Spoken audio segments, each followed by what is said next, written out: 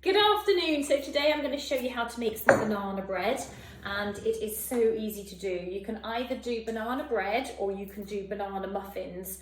So you can put it into one big tin or you can put it into little muffins. First thing we need to do is get 3 bananas. Quite good to use bananas that are quite ripe and spotty because then they're a little bit sweeter.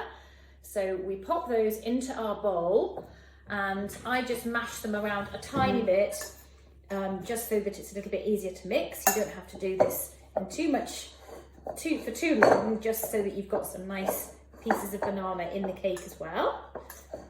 And then we are going to add to the mixture 3 eggs. Actually, no, it's not 3 eggs, it's only 2 eggs. I've just glanced at the recipe. So 2 eggs go in there as well. Then we're going to add just half a cup of milk. So whatever milk you use, it could be dairy-free milk or it could be normal full-fat milk. Then we're going to add in some melted butter. I like to use non-dairy, so I'm gonna add some non-dairy coconut oil that I've just melted.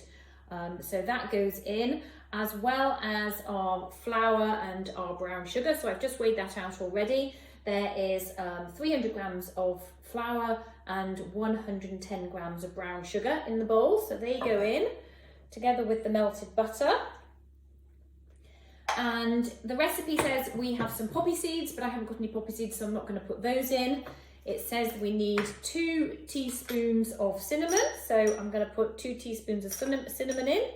If you like cinnamon, you can always add a little bit more. And that is literally all we need to add. And then we mix it about. I also like to add into my banana cake some chocolate chips, or you could add some raisins if you want, or some nuts. So basically with this mixture, you can put in whatever you like. And then you simply mix it all about, and this is literally as easy as it is. So it just gets mixed so that everything's incorporated there. Don't have to mix it for terribly long, just go a little bit faster.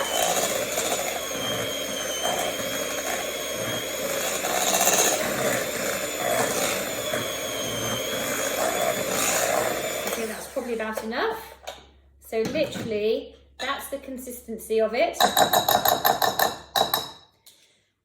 So you then pop it into your muffin tray if you're going to be doing individual ones. Or I'm just going to stir in my chocolate chips. Add a few of those. I'm just going to grab a spoon,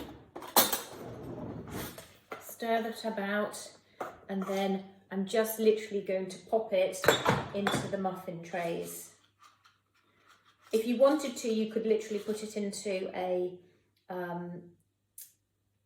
loaf tin, but as I say, we're just going to make today individual muffins.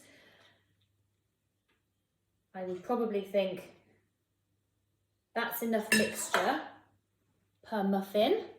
And then on top, you also need to add a little topping, which is a few ground almonds just popped into a bowl with a little bit of the cinnamon and a little bit of brown sugar. So you make a little topping and you stir that about, and then you just put a little bit of that nice topping, the cinnamon and nutty topping, on top of each muffin, and that'll be a nice little crunchy topping for you when you've cooked them. And then they go into the oven for 12 to 14 minutes, and the oven temperature is 180.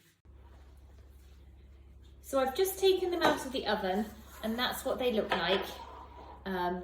So they look like they've risen quite nicely, and to make sure that they're cooked, all we need to do is pop a skewer in them, and if the skewer comes out clean, it means that they're all cooked, and you can cool them, and you can freeze them, and hopefully they'll be nice for breakfast or nice as a recovery snack as well.